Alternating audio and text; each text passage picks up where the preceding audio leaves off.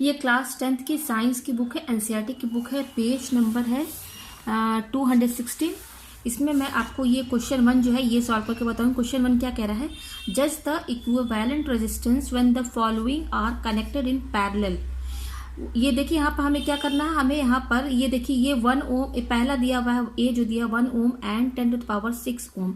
ये इस क्वेश्चन में क्या कह रहा है कि ये रेजिस्टेंस दिए हुए हैं जो कि पैरेलल में कनेक्टेड है। यहाँ बोल दिया कनेक्टेड इन पैरेलल, तो हमें इनका इक्विवेलेंट रेजिस्टेंस जो है उसको जज करना है। यहाँ पर हमें कैलकुलेट नहीं करना, यहाँ पर हमें इक्विवेलेंट रेजिस्टेंस जज करना। इक्विवेलेंट रेजिस्टेंस का मतलब होता है टोटल रेजिस्टेंस, ठीक है।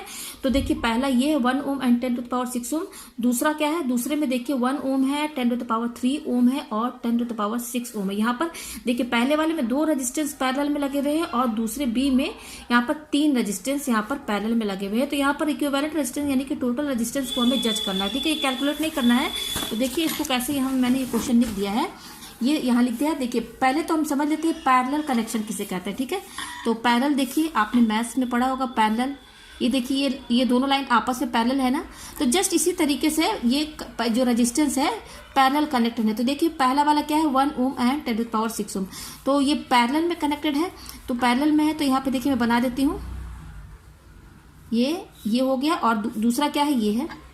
रेजिस्टेंस का सिंबल क्या होता है, रेजिस्टेंस का सिंबल ये होता है। रेजिस्टेंस देखिए इस तरह से इसका सिंबल होता है। तो पहला ए में क्या है 1 ओम है और दूसरा क्या है 10 टू द पावर 6 ओम, ठीक है। ये पैरेलल है और ये पैरेलल में कनेक्टेड है, ठीक है। ये यहाँ पर इन दोनों का एंड पॉइंट्स जोड़ दीजिए, ठीक है। तो ये होता है पैरेलल कनेक्शन, ठीक है। ये देख सकते हैं एक दूसरे के पैरेलली कनेक्टेड है, ठीक है। तो मैं आपको बता दूं कि पैरेलल कनेक्शन में टोटल रेजिस्टेंस कैसे निकालते हैं। यहाँ देखिए यहाँ पर मैंने पैरेलल बना दिया है अलग से। ये क्या है R1 है और ये R2 है, ठीक है। अगर 2 रेजिस्टेंस पैरेलल में कनेक्ट हैं, ठीक है, ये पैरेलल में R1 है ये R2 है, तो टोटल रेजिस्टेंस कैसे निकालते हैं। टोटल रेजिस्टेंस निकालने का क्या तरीका है पैरेलल में, उसका तरीका है ये होता है, ये जो R है ये बताता है टोटल रेजिस्टेंस। टोटल रेजिस्टेंस को इक्विवेलेंट रेजिस्टेंस भी कहते हैं। और उसको निकालते कैसे हैं, ये वाला इसका रेसिप्रोकल मतलब 1/R1 प्लस इस वाले रेजिस्टेंस को भी रेसिप्रोकल कर दीजिए, ठीक है। ये देखिए तो पैरेलल में अगर कोई भी रेजिस्टेंस कनेक्ट है, देखिए ये पैरेलल में है, इसी तरह से आप कोई कितना भी रेजिस्टेंस पैरेलल में लगा दीजिए तो पैरेलल में यही फॉर्मूला लगता है। अगर मान लीजिए यहाँ पर एक और तीसरा रेजिस्टेंस भी पैरेलल में लगा है तो यहाँ जस्ट प्लस करके 1/R3 लिख दीजिए। इसी तरह से 10 लगे होंगे पैरेलल में तो 10 को इसी तरीके से इसी फॉर्मेट में लिखना है और रेसिप्रोकल में। तो ये 1/R, ये R बताता है इक्विवेलेंट और टोटल रेजिस्टेंस। तो ये पैरेलल रेजिस्टेंस होता है, ठीक है। अब हमें यहाँ पे जज करना है, यहाँ पर रेजिस्टेंस की वैल्यू दी हुई है 1 ओम और 10 टू द पावर 6 ओम। तो मैं यहाँ आपको एक बात बता दूं कि पैरेलल रेजिस्टेंस में जो टोटल रेजिस्टेंस होता है उसको हम बिना कैलकुलेट किए भी बता सकते हैं कि टोटल रेजिस्टेंस कितना होगा। जैसे यहाँ 1 ओम है, यहाँ पे 10 टू द पावर 6 ओम है। तो पैरेलल रेजिस्टेंस में क्या होता है, जब हम टोटल रेजिस्टेंस जो निकालते हैं ना, तो जो टोटल रेजिस्टेंस की जो वैल्यू होती है पैरेलल कनेक्शन में वो क्या होती है, वो उस रेजिस्टेंस से कम होती है जो इंडिविजुअली इन दोनों में जो सबसे कम होता है। जैसे यहाँ पर देखिए ये 1 ओम है और ये 10 टू द पावर 6 ओम है। तो इसमें देखिए कौन सा सबसे छोटा है 1 ओम, ये क्योंकि ये तो 10 टू द पावर 6 ओम है, ये बड़ा है, ये बड़ी वैल्यू है। और ये इन दोनों में सबसे छोटी वैल्यू क्या है 1 ओम। तो पैरेलल में अगर कोई भी रेजिस्टेंस कनेक्टेड है तो उसका जो टोटल रेजिस्टेंस हम निकालेंगे R, उसकी जो वैल्यू होगी ना इन दोनों में जो कम होगी उससे भी कम होगी उसकी वैल्यू। जैसे यहाँ पर देखिए, यहाँ पर हम अगर इनका टोटल रेजिस्टेंस निकाले, टोटल रेजिस्टेंस को इक्विवेलेंट रेजिस्टेंस भी कहते हैं। तो टोटल रेजिस्टेंस देखिए यहाँ पर हम जब निकालेंगे तो यही फॉर्मूला लगाएंगे। तो देखिए ये R है, यहाँ पर मैं लिख देती हूँ 1/R इक्वल टू 1/, यहाँ पर R1, यहाँ पर देखिए R1 की वैल्यू ये दी हुई है 1 ओम, यहाँ पर मैं लिख देती हूँ 1 ओम प्लस फिर 1/, ये कितना दिया हुआ है 10 टू द पावर 6 ओम। ये देखिए यहाँ पर ये R2 की वैल्यू क्या है 10 टू द पावर 6 ओम। तो यहाँ से देखिए आप R, यहाँ से जब आप इसको कैलकुलेट करेंगे ना, तो यहाँ में कैलकुलेट नहीं बोला, यहाँ भी जज करना है। यहाँ पर ये जो R जो आएगा ना, इसको सॉल्व करने पर ये जो R आएगी इसकी जो वैल्यू होगी, तो इसका तरीका है पैरेलल में कि इन दोनों में जो सबसे कम होगा, जैसे 1 ओम है ना, तो इससे कम होगी वैल्यू R की, टोटल रेजिस्टेंस की वैल्यू, यानी कि इक्विवेलेंट रेजिस्टेंस की वैल्यू 1 ओम से भी कम होगी।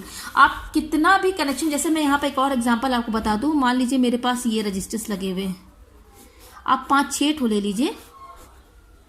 ये देखिए 1 2 3 4 5 ठीक है, ये पांचों क्या है, पैरेलल में कनेक्टेड है। आप देख सकते हैं सब पैरेलल ही है, एक दूसरे के क्या है, पैरेलल है, आप यहाँ देख सकते हैं। ठीक है, यहाँ पर मान लीजिए कि ये मेरा 2 ओम दिया हुआ है, ये मेरा मान लीजिए 6 ओम दिया हुआ है, ये मेरा दिया है 1 ओम, ठीक है, और ये 5 ओम दिया हुआ है, और ये 0.5 ओम दिया हुआ है। ठीक है, अब ये पैरेलल में सब लगे हुए हैं। अगर मैं आपसे ये कहूं कि आप अंदाजी बताइए कि इसका टोटल रेजिस्टेंस कितना होगा, टोटल रेजिस्टेंस यानी कि इक्विवेलेंट रेजिस्टेंस की वैल्यू क्या होगी, तो मैं आपको बता दूं उसका तरीका ये है कि पैरेलल कनेक्शन में इसमें सबसे कम वैल्यू आपको किसकी दिख रही है, देखिए 0.5 ओम सबसे कम है। तो यहाँ पर जो टोटल रेजिस्टेंस की जो वैल्यू आएगी ना, जब हम इसको कैलकुलेट करेंगे इस फॉर्मूले से, ये फॉर्मूला लगा करके, तो इसमें जो आर की वैल्यू जो आएगी ना, टोटल रेजिस्टेंस की वैल्यू जो आएगी वो 0.5 ओम से, यानी कि इसमें जो सबसे कम रेजिस्टेंस होगा उससे कम आएगी उसकी वैल्यू। ठीक है, तो यहाँ पर आपको समझ में आ गया होगा कि आप देख सकते हैं यहाँ पर 1 ओम सबसे कम है रेजिस्टेंस की वैल्यू, तो यहाँ पर जो टोटल रेजिस्टेंस होगा, जो इक्विवेलेंट रेजिस्टेंस होगा, वो 1 ओम से कम होगा। ठीक है, अब देखिए सेकंड वाले में भी देख सकते हैं आप, यहाँ पर भी देखिए, यहाँ तो बता दिया कि पैरेलली कनेक्टेड है। अब बी वाले में भी देखिए यहाँ 3 रेजिस्टेंस दिए हुए, तो 3 रेजिस्टेंस यहाँ पे मैं बना लेती हूँ। एक है 1 ओम, ठीक है, और दूसरा है 10⁻³ ओम, और तीसरा है यहाँ पर 10⁻6 ओम। ठीक है, यहाँ पे आप देख सकते हैं ये तीनों पैरेलली कनेक्टेड है। तो इक्विवेलेंट रेजिस्टेंस क्या होगा, तो उसको कैसे आप पता करेंगे, इसमें तीनों में देखिए सबसे कम वैल्यू किसकी है, सबसे कम देख सकते हैं आप 1 ओम है, तो जो इक्विवेलेंट रेजिस्टेंस की वैल्यू होगी वो 1 ओम से कम निकलेगी, लेस देन 1 ओम। ठीक है, मैं एक और एग्जांपल देके आपको समझा देती हूँ, चलिए उसको मैं कैलकुलेट भी कर देती हूँ।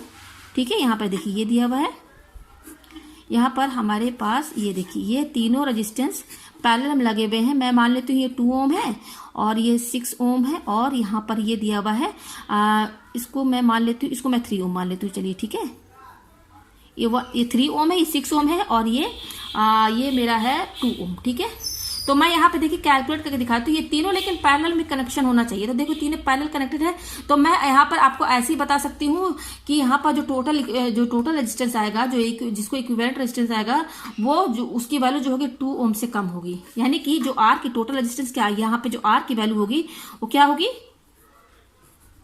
क्योंकि इन तीनों में सबसे कम क्या है, 2 ओम है, तो 2 ओम से कम वैल्यू होगी आर की। मैं यहाँ पे कैलकुलेट कर देती हूँ। देखिए पैरेलल में कैसे निकालते हैं टोटल रेजिस्टेंस, ये 1/r और 1/3 है पहला रेजिस्टेंस, दूसरा क्या है 6 है, तीसरा क्या है 2 है, ये देखिए।